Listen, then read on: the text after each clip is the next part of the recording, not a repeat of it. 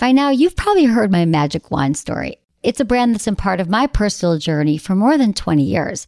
But no matter how many times I sing Magic Wand's praises, I'll never be able to fully capture the story of this incredible brand. Well, now journalist and author Kate Sloan just completed a limited audio series documenting the history and impact that Magic Wand has created over the last 56 years. It's called Making Magic. And the series chronicles Magic Wand's incredible brand story through interviews with nearly 40 experts, performers, business owners, educators, and fans.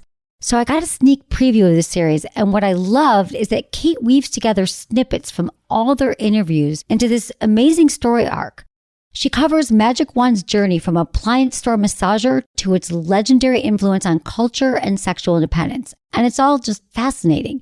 The first episodes of Making Magic are available now at makingmagicseries.com or on all popular podcast platforms. Just search for Making Magic or visit makingmagicseries.com today.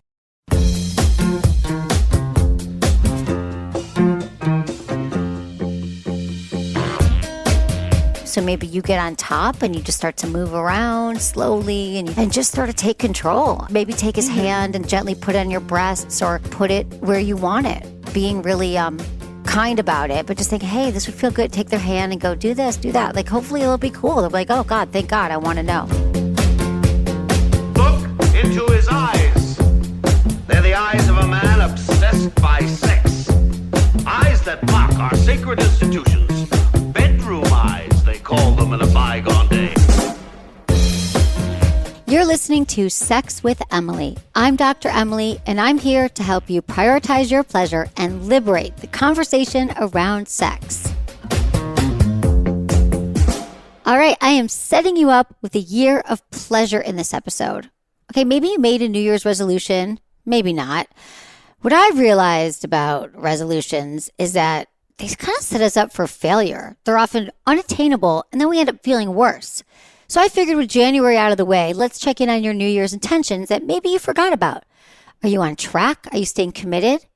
Are you sexually satisfied? Does your love life need some inspiration? What about your personal life? Maybe you're taking time off to work on yourself. I check in on my own intentions, which I share with you, and I talk through our new pleasure planner with one of our teammates, Amanda, to discuss how we're going to prioritize our pleasure and how it will indeed benefit your life.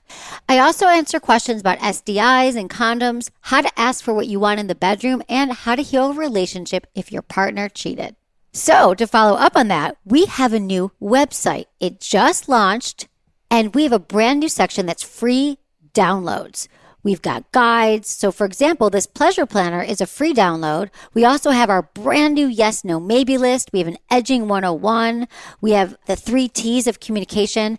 I just really wanted to make it easier for you to get answers to your questions.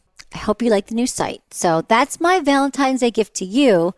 So if you want to create your own sex and love goals, just check out our pleasure planner at sexwithemily.com/downloads. And another thing I want to remind you is that this is a great show to listen to with a partner. A lot of couples listen together. It's sort of your sex therapy, but you don't have to go to someone's office. You can have me talk you through it. You can stop it, in the middle and say, hey, what do you think about what she just said? Should we try that? So it's another way to facilitate healthy communication in your relationship. Intentions with Emily. For each episode, join me in setting an intention for the show. I do it. I encourage you to do the same. So when you're listening, what do you want to get out of this episode? What spoke to you? Maybe it's, oh, wow, I never set any New Year's intentions, but I really want to make sure that I have a successful year in the sex department. And my intention is just to help you have all the pleasure you want and need this year. And I know this episode is going to do it for you. All right, enjoy the show.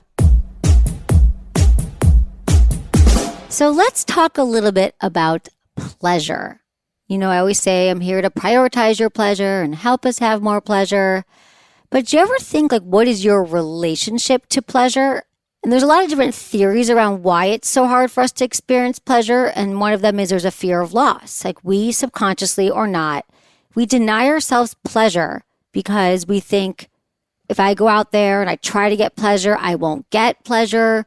We want to protect ourselves from suffering. We want to protect ourselves from loss.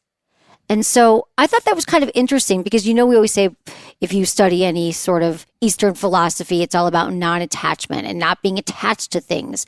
But it's really hard to do when you think, well, if I look forward to this thing, it might not happen. Or if I get excited about a new partner, maybe they're going to disappoint me. And we just hold back from allowing ourselves to experience pleasure. So I think that that's part of it, that we try so hard to stay alive and to be in our, I got to work hard and I got to be a good friend and a good lover and a good daughter, good son, or all the things. And it's so hard just to stay alive and to do all the things that we do to sort of check all the boxes that we think is pleasure is something that we're going to come to later. Like, only if I deserve it, only if I've checked all the boxes do I deserve pleasure. And so we deny ourselves any forms of pleasure often. And when I think of pleasure, I think of it as something that is, I don't know, I guess I think it's it's about being alive and about being present and being aligned and open. I feel like when I'm in a pleasurable state, I feel more creative and I feel more in flow. And so I'm here to say and enforce today that we actually require pleasure.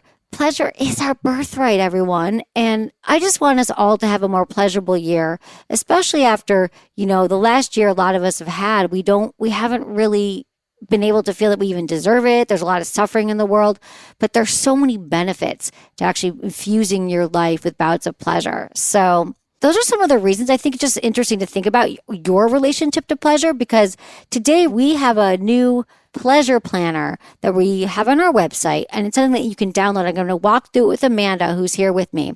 So you guys can actually figure out your relationship to pleasure, what it's meant to you in the past, and then how to actually do the work and prioritize pleasure. And even though we created it, I hadn't done it yet, and I sat through it and I thought, wow, this is really going to be powerful. So I'm excited for you all to hear about it. Amanda, my content coordinator, is joining me here today. Hi, Amanda. Hello. Thanks for having me. Of course. And thank you for helping create this wonderful planner. So should we talk about the experience of the planner and what people can expect? Yeah. So the pleasure planner is about 7 pages, and there are 2 big main sections. One is reflect, where you're invited to look back and think about some moments that really meant a lot to you. We encourage people to maybe look through old iPhone photos or go on a walk so they can clear their mind. And then it starts off with sections about, okay, so let's reflect on our pleasure. Let's look back on this past year and ask ourselves some questions and see what comes up. No pressure, just doing a little research. Right. And then we go ahead and we start helping plan it. We're going to walk through it in a minute. But Amanda, what's been your experience with pleasure? What you were saying earlier about how pleasure felt like something we needed to earn through hard work really resonated with me, especially in regards to sex. Not never, but when I was younger, I did not connect sex and pleasure. Sex felt like this thing that I was supposed to do at some point. I started having sex as a teenager, like a lot of people do. And it was not at all focused on pleasure. It was more to do it, honestly. And I had a healthy entrance into sex, nothing traumatic or anything like that. But still, it was so much more focused on my male partner's pleasure than it was for me. And I was in 2 long-term relationships, and I didn't orgasm with a partner until after I graduated college. And that to me was such a profound experience. The partner was not healthy, but the sex was great, which I think is a rite of passage. Right. It is a rite of passage. Unhealthy partners, great sex. That's part of being human, I guess. But that experience did teach me that I could own my pleasure during sex. I think I've talked about it with you before. He was the person who called me out on faking my orgasms. I love that. I don't love it, but that story was a lot of us have faked orgasm or are still faking orgasms. We don't encourage it. But the fact that he called you out on it at a restaurant was just I know. Yes. So I realized that pleasure could be a part of sex that was meant for me too. And the older I got and the more experience I had, I realized that healthy partners aren't going to just look at you after they're done with sex and say, oh, did you finish? They're going to make it a team effort. And I think that what this pleasure planner does is, yes, it is very much so grounded in your sexual pleasure, but beyond that as well, it's encouraging you to look for pleasure in all facets of your life. And because sexual pleasure is something that I feel like is so hard for so many of us to access, when you start accessing sexual pleasure, you're able to find more areas in your life where you can find a similar level of enjoyment. Yeah, exactly. Like there are other things, and it might take a beat to think about what are those things that give you pleasure. For me, it's like seeing friends, being in nature. These aren't so unique. I think a lot of us have it, but when you make a list of all the things that give you pleasure, I don't know how long your list might be, maybe 10, 15, 20. And then you get to look at this and kind of plug it in. How I have to make sure. So when I say prioritize your pleasure, I don't just mean orgasms. It's like, I'm going to try to see friends twice a week. I'm going to make sure that I'm in nature. I'm going to make sure that I'm gardening or shopping, or if you have a healthy relationship with it, whatever it is that gives you joy. So let's just get into it. The pleasure planner. So we built it in two ways. Like you could do it on your own, or you and your partner could fill it out together. You could fill out separately and come together. We just want you to spend some time going through it. So in the first section, the pleasure reflections, I sat down and I was like, oh God, this year with like COVID, was it that, did I have that much pleasure? But it was so great to go through it and think, oh, I did have some great sex. Like I thought like the best sex I had this year was when, okay, so here's one of the benefits of doing this show for a while. I have a partner. I've had a few partners this year, several. I'm not in a committed relationship, but I do have a few lovers that circle about. And so a few of them listen to the show.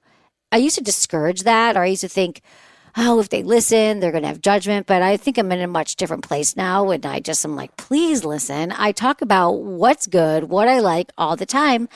And I would say the best sex I had was when I came home and this partner, this was pre-COVID, and I came home and I gave him the code to my house, and he came in and he got me sushi from my favorite place, Sugarfish, and he made me a cocktail, and he had gone into my room, and I have these underbed restraints from sport sheets that are under my bed, which makes sense, but it means that they're always there, but he's heard me say on the show, I don't often use them. And he had pulled them out. And I didn't even go into my room because we had dinner. And it was just so nice to come home, because what I found is what robs me of pleasure a lot, and even of sexual experiences, is that I get home, or maybe I'll rush out to a date or something will happen, and I don't have that in-between moment to get back into my body, to relax, to feel ready for connection with someone else. And so I think what happened was I came home and I took a shower, and he was like, that's okay, I'm just setting things up. And then I was able to have those moments to decompress. And then I came out and he had my favorite meals and drinks, and we got to talk and connect, which is all things that are really important to me. I need to feel connected. If we hadn't talked all week, like, what's going on with you? Here's what's going on with me. And then we went into my room, and he had walked in there and he had it all like set up with like my toys out that I liked and my restraint things. And he knows that I've been wanting to do more of that. And he just sort of led the charge. He was like, I'm in charge, like, put this blindfold on. I'm going to do all these things. And it was sort of this, if I say that was the best sex I had, for me it was because it was like I didn't have to be in charge. I didn't have to think so much. I had felt listened to. I had felt that he was there for me. He lit a massage candle and just sort of knew me so well in that moment. And then, the most excellent sex ensued. That's a really powerful reflection. So Yeah. What did you learn from yourself from that reflection? Well, I learned that it's easier than I thought to let go and to allow myself to receive, because I still had that even after this whole night that was about me and my pleasure. I thought, well, what do you need? He's like, babe, you give me so much. I've had so much pleasure with you, and I know how hard you work, and I want to just be here for you. So what it's done is or something that I want to continue to work on, continuing to allow myself to remember that my partners, especially the ones I'm with now, because we've all been with people who are not invested in our pleasure, but the partners I'm with now want to please me. They've had enough orgasms in their life. They're not into like, I have to come every time, or I need all these things, although they usually do, that they are the partners who get off when I'm pleased. Like, I'm with someone now so have you been through this experience, Amanda? Have you been with guys who go down on you, and maybe they do it for a while and they do a completion, but they they don't seem as turned on. Like they're like, okay, now you got to go down on me because I'm not as aroused.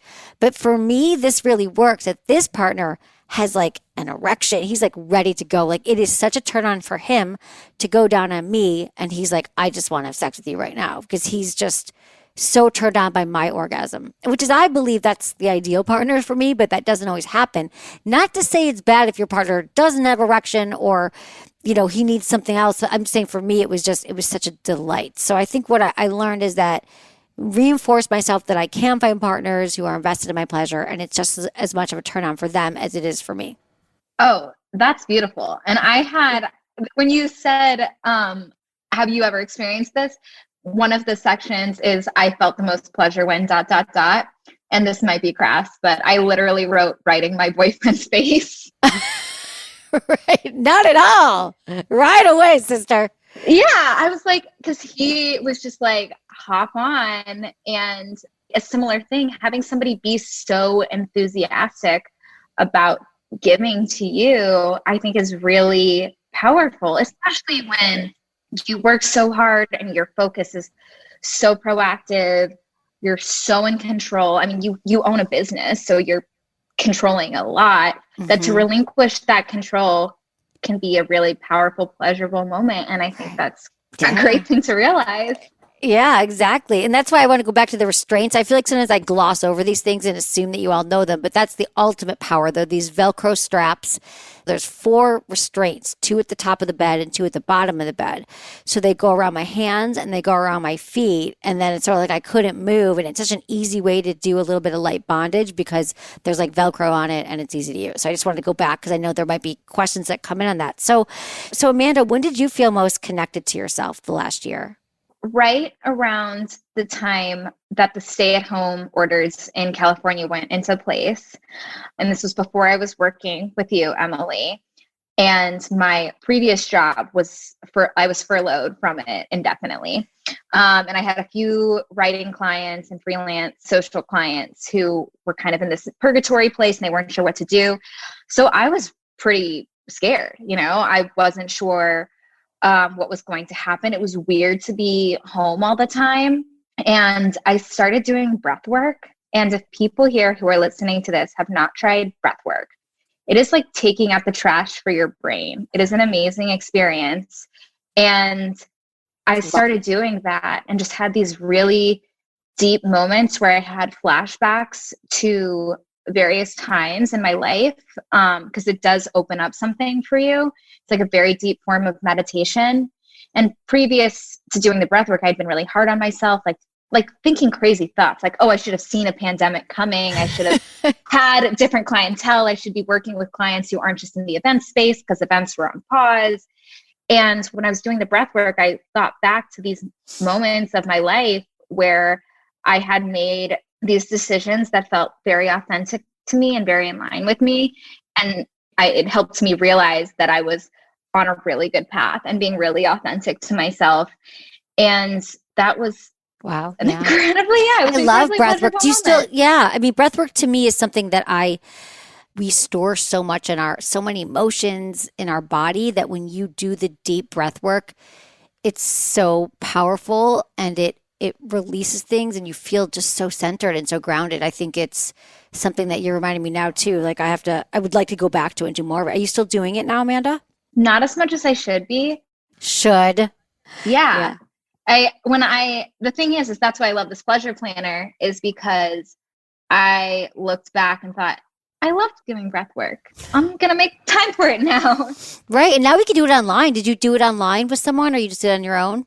Yeah, I did it through Zoom. One of my girlfriends has an events company that her company's called On Our Moon. I think it's on pause right now because she's about to have a baby, but she does these wellness activities online that are really healing and therapeutic. Well, this reminds me, Den Talks. My friend Tal has a company called Den, and now they have denanywhere.com, and they have breathwork classes, and I highly recommend that you try out. She's got a lot of different kinds of modalities of breath work, but this is all great because this is going to get you into your body and allow you to feel more pleasure once you do more breath work. Because right after I did it, it was so much more powerful. My orgasms were more powerful. I was able to connect with partners more too. And then one of my other experiences was I felt most desirable when I had another experience this year with a partner that was really into tantric sex. And it was just like I was only with him he was in town for a short while. And it was just like one of those beautiful, like few week romance. And he was more of a healer. And then we would do breath work. And then we would continue it into our lovemaking, into our sex life. And we would just kind of breathe together. And it was just, I felt like my ability to connect and orgasm. I didn't have as many thoughts in my head that were, is it my turn? The things that I still do, just so you know, we talk about this all the time. I mean, you all email me often about how do I get out of my head. You're never done. It still comes up for me. Things come into my head. I worry about things, but now I have tools, and breath is a key tool that helps me. And so, was there anything else that stuck out on this first page for you, the pleasure reflections that you were excited about, Amanda? Yeah. So my most desirable was before COVID. My boyfriend and I went to a concert together that was walking distance from my house. And I wore like a schoolgirl mini skirt, a crop top, and a choker. And it was February or January. So I was wearing a coat over it, like the leather jacket.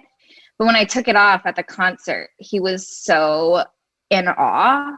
And he was so just like, holy shit, like this. And it was one of his favorite bands that halfway through the concert, he was like, we need to go home. Like, we need to go home right now. I like have to take that off of you. Oh my God. Yeah. You talk so much about spontaneity, and that was spontaneous and exciting. And that was a fun like memory to look back on. And I thought, I'm going to dress up more just because, obviously this year has been different and none of us are going out to concerts or even bars anymore. But I thought I'm going to dress sexy more often. Why not? Yeah, it's super inspiring. When we jump ahead, that was something that I had talked about was my pleasure goals. One of them was to dress up more because I realize that that's something that I don't, and I've talked about this in the show before, for whatever reason, and I feel sexy.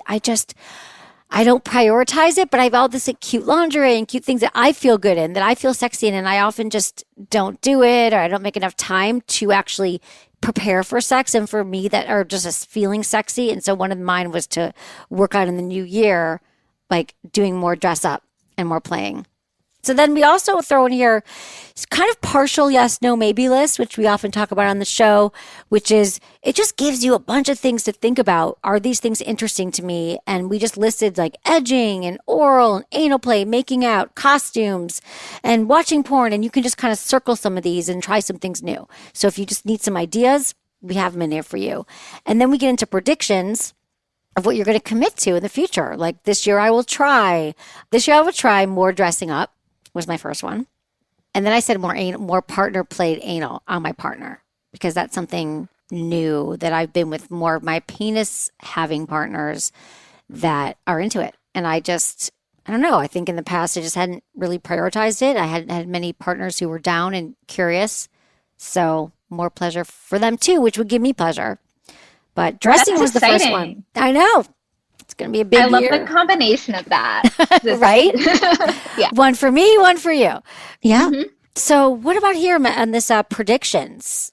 So one thing that I've learned while working here is that your body can memorize how you orgasm, and that's often why we find that we can only orgasm with a certain toy or in a certain position. And I feel like I've kind of gotten myself stuck in that, where I'm like, I can only have an orgasm in a specific way.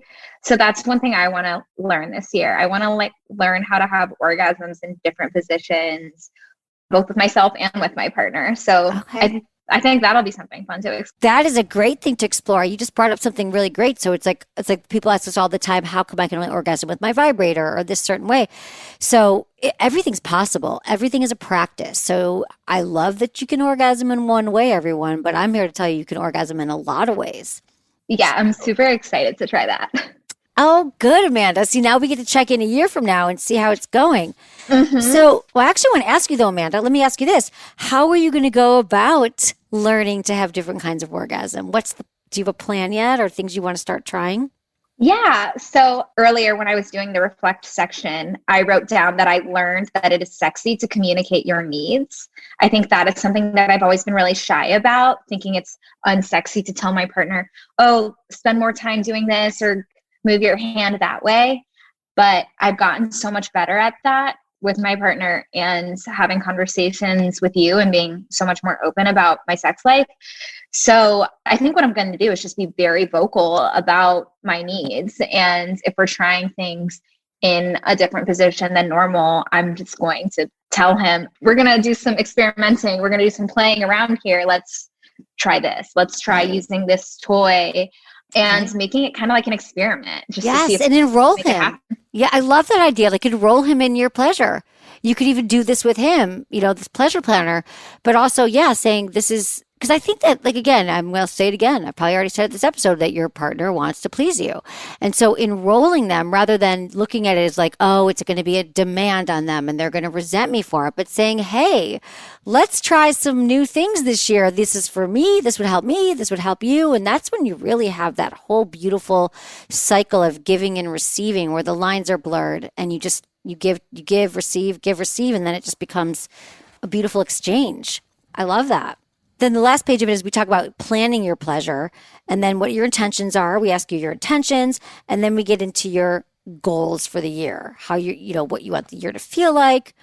Do you want to tell me what are your pleasure goals, Amanda, for the year? This is kind of a combo one. I want to try new room massage / incorporate more massage play, whether that's with a massage oil candle or like special massage oil lube hybrids. Right. But my boyfriend's like obsessed with new room massage, and it's kind of like an investment because you have to buy a special sheet for it. It's this, you've probably heard of it, but I'll say what it is just in case people listening don't know. But it's when you oil both of yourselves up and you give each other massages with your body on this like special sheet.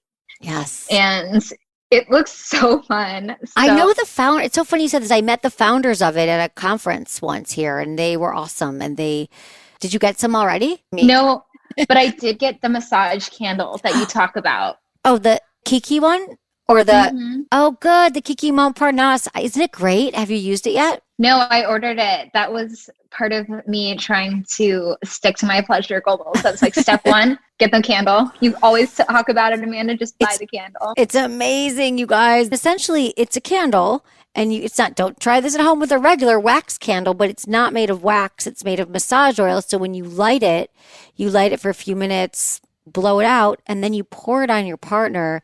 And it's not like hot or messy. It might be a little bit messier than you liked, but it's not sticky. It doesn't like ruin your sheets.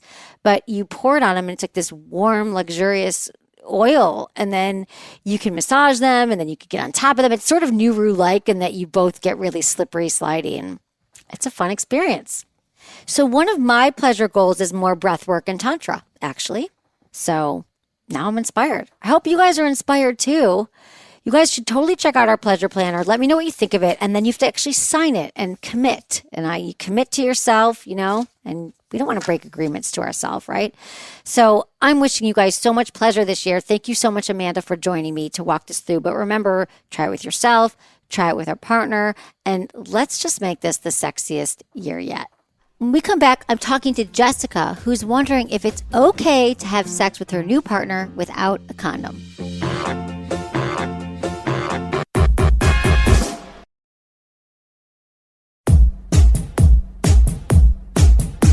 Okay, let's talk to Jessica, 34, in Oregon.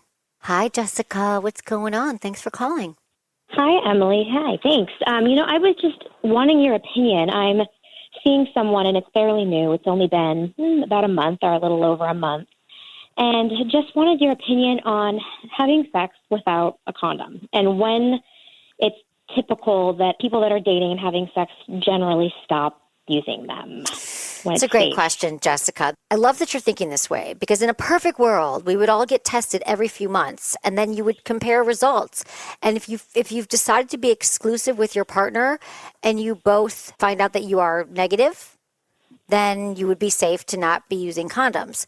But otherwise, you just don't know, right? I mean, your partner could be a carrier and then you could still get like herpes, for example, but not have symptoms. He might not have symptoms. So you're really just, I mean, if you're both down with getting tested and then sharing those results, that's what I recommend. And then you'll have peace of mind. Absolutely. Yeah. So I would say keep using condoms until you know. And hopefully they'll get tested. Okay, thank you very much for that information. information. Of course, Jessica. Yeah, anytime. Thanks for calling. I appreciate you. We got to be safe, you guys. Listen, here's the great news about COVID. It got us comfortable talking about safety. Have you been wearing a mask? Are you washing your hands? Do you have a pod? Are you safe? And oh, by the way, do you have an STD? Do you have an STI? Find that stuff out. Just kind of lob it in there all together. Have the safety conversation and just have it about everything. I've done the things where I was like, oh, well, it's already been a few weeks, so we might as well just stop using a condom. That makes no sense. It makes no sense. You don't know. You have no idea. No idea. Let's talk to Jason, 37, in Texas. Hi, Jason. What's going on?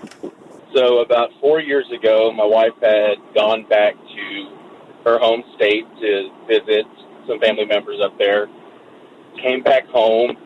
Something seemed off, so went through her Google account and found some interesting Google searches while she was up there. So confronted her about it. She denied. Turns out while she was up there, she met with one of her ex-boyfriends from her past. And it went from just a coincidence to a few days later finding out that it was actually an arranged thing and that they had been talking for a few months. So we're still together to this day. Oh, okay.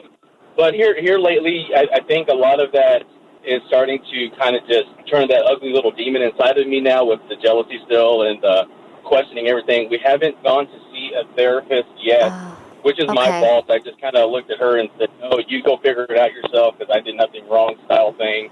So now we are still looking for a good one. It's just kind of hard right now with the COVID and everything, but yeah, because I do want this relationship.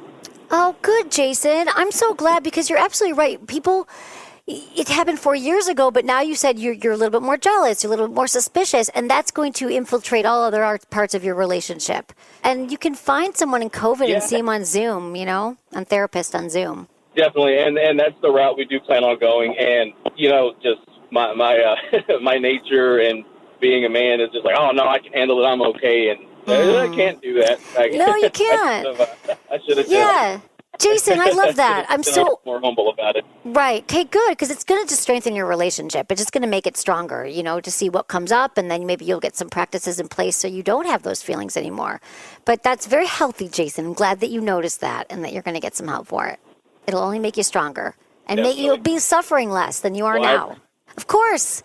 Thank you, Jason. Definitely, and I do appreciate you. It was great. I don't think I came to the realization if I hadn't listened to your show, so I do appreciate you for that. Of course, Jason. I'm here for you. I'm so glad you found the show. Thank you for calling. I appreciate it. Let's talk to Hannah, 20, in Hawaii. Aloha. Aloha. Hi. Hi. Yeah, so I had a question. I guess so generally in my day-to-day life, I'm like a pretty confident person, but like as soon as I start to have sex with someone, I become timid. And so I wondered if you had any advice for how to become more confident. Yeah. If that makes any sense. No, it makes so much sense. And it's such a good question, Hannah. So, well, first off, you're 20 years old. So I'm going to get you. Have you had a lot of experience with sex? Yeah.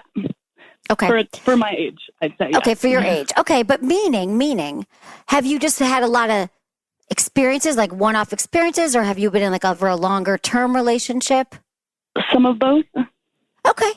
Because what I found is confidence comes from, there's a few things involved. The first one is feeling you're with a safe and trusted partner that you can explore and be yourself. But the first most important thing is being comfortable with your own body when you're alone. And that would be masturbation. Really understanding your body and what feels good and how to have an orgasm and what, that's a practice. Because when you have that, you know what turns you on. Then when you're with a partner, you know how to move and know what feels good. So what's your masturbation practice like? I masturbate. I don't know. Oh, cool. No, Hannah, I didn't until I was 25. So I'm just curious. No judgment here. A lot of people don't masturbate. Do you use your hands or do you mind if I ask some questions? Toys, hands? How often do you do it? I have a womanizer and then I just got it. I had like a vibrator that wasn't great before. And sometimes hands, yeah. All right, well, that's good. Like, yeah. And you have an orgasm, and okay. So what happens? So then you get into the bedroom, and are you talking more about confident, like in certain positions, or do you want to leave your shirt on? Like, how does it manifest your confidence in the bedroom, or not manifest? Confidence in like I want to be a little more like vocal about what makes me feel good, and I get like the idea of saying like don't do that, do this, like that kind of terrifies me a little. Oh yeah, that's and, a practice.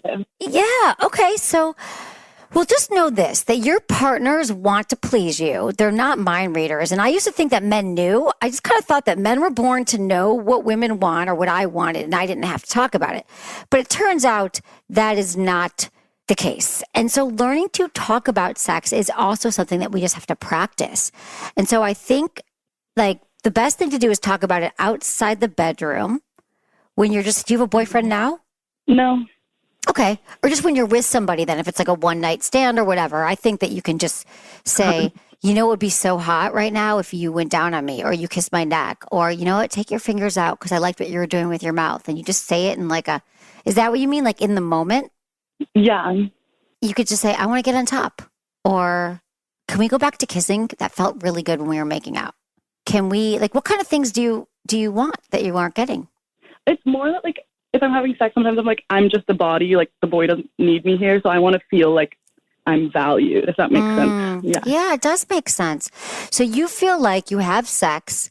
Maybe you make out for a second, then you're on the bottom, he's on top, and he's pounding away at you like a jackhammer, perhaps. Yeah, pretty much. Sums it up. Yeah. Okay.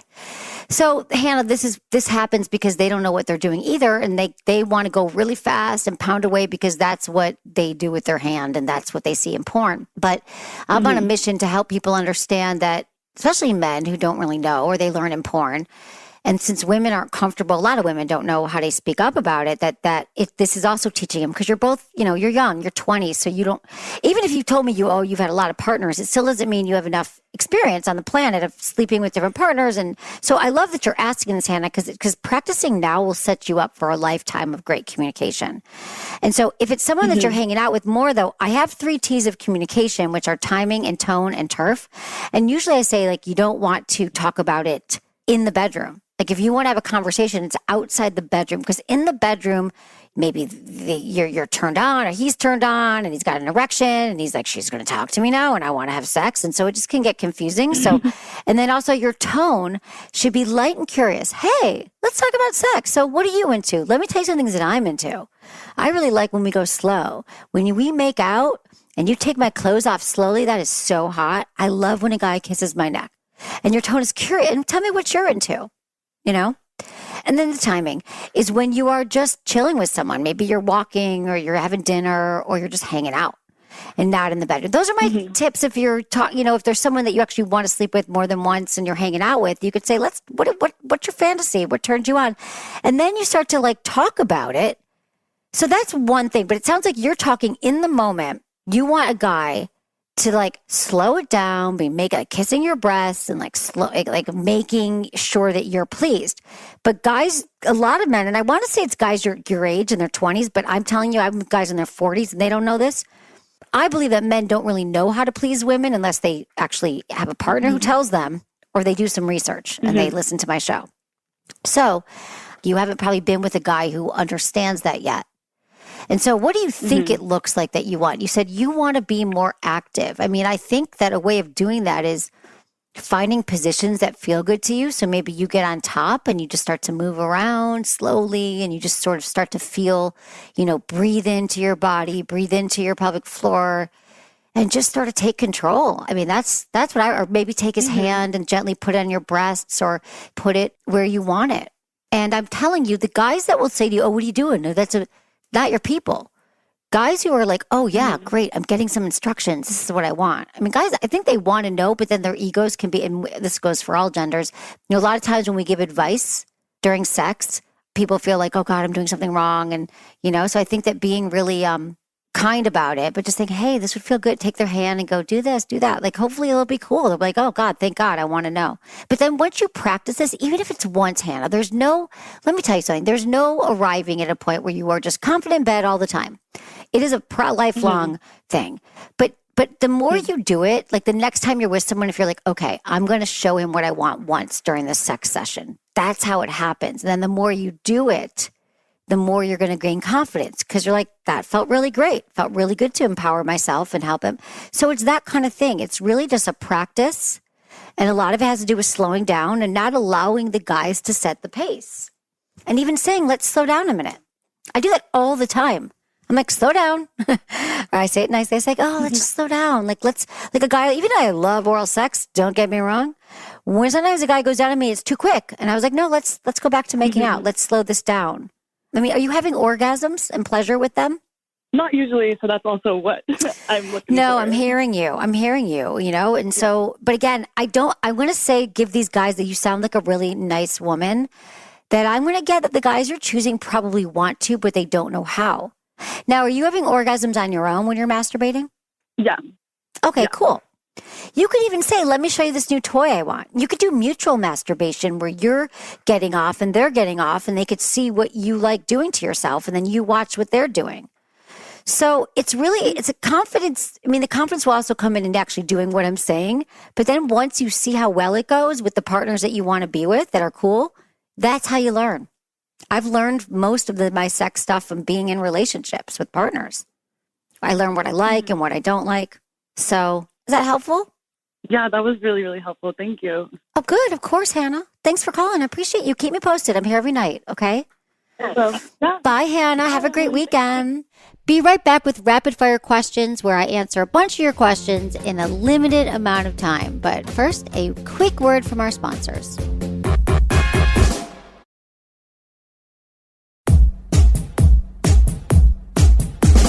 All right, should we do a little bit of rapid fire? We get a lot of emails from you guys, a lot of DMs. You slide into my DMs on Instagram, which is Sex with Emily, and I just want to be able to answer all of them. So let's try to answer some right now before we end the show for the night. Yeah. And now it's time for Rapid Fire with Dr. Emily. All right, this is from a male 26, prostate play, how to do it. My boyfriend and I haven't done it before and we want to dabble. Prostate play. Use a lot of lube. Make sure that your fingers are washed and your nails are trimmed. And you want to go very slow and just start with a pinky and start to explore. Start with your pointer finger and make sure that he's warmed up. And again, use lots of lube and communicate well and see how it feels. Female 23. I'm bisexual. I've never had an orgasm with a partner. Help. Super common to not orgasm with a partner, but I would recommend that you have a conversation with your partner. Great way to start is mutual masturbation. Then you can see how each other get off, and maybe your partner will learn something by watching you. Female from Instagram, is casual sex bad for your mental health? I feel like I'm on a sex spree and I'm loving it. You're the only one who can decide what is good for your mental health and what's bad for your mental health. Some people have shame-overs, meaning they have casual sex, they wake up in the morning and they feel guilty and they feel horrible about it. That's not for you. But if you're having a good time right now with casual sex, I say keep going with it until it doesn't feel great anymore. Female 50 Instagram, which is Sex with Emily, says, not a big fan of oral. What are some foreplay activities that you recommend? I don't know if you're talking about giving or receiving, but why don't you start with some sensual massage? Take turns with your partner. One of you wears a blindfold when receiving, and pay attention and breathe and see what other erogenous zones feel great when touched and massaged. We have secondary erogenous zones, which can feel so good. And so many of us have no idea they even exist on our body. This is from another female. She says, my boyfriend and I only have sex once a week because we're both tired. Is that bad? Again, it's only bad if one of you isn't happy with the frequency of your sex life. So remember that you both get to decide what works. Might be some compromise, but right now, if you're tired, your sex life and your libido is going to ebb and flow throughout the lifetime of a relationship. And so if it's working, it's working. Okay, we have female, boyfriend watches porn. It's been 3 years. My boyfriend doesn't really have sex with me, but watches porn. Do I break up? I don't say you break up without talking to him about it. So I would let him know that you would really miss the intimacy and that sex is important to you, and sort of figure out how you can together co-create a healthy sex life and relationship that works for both of you. That's it for today's episode. See you on Tuesday. Thanks for listening to Sex with Emily. Be sure to like, subscribe, and give us a review wherever you listen to the podcast. And share this with a friend or partner. Believe me, if you got something out of it, they will too. We release shows on Tuesdays and Fridays, and look out for a bonus episode every now and then. Find me on Instagram, YouTube, Facebook, and Twitter. It's all at Sex with Emily. And I've been told I give really good newsletter. So sign up at sexwithemily.com, and don't forget to check out our blogs. If you want to talk to me, ask your questions about your sex life, dating, or relationships, email me, feedback@sexwithemily.com, or call into my SiriusXM show Monday through Friday, 5 to 7 p.m. Pacific, and call me, 888-94-STARS. That's 888-947-8277. Get a free 30-day trial at sexwithemily.com/SXM. You can watch my masterclass on masterclass.com/Emily Morse. Was it good for you? Email me, feedback@sexwithemily.com.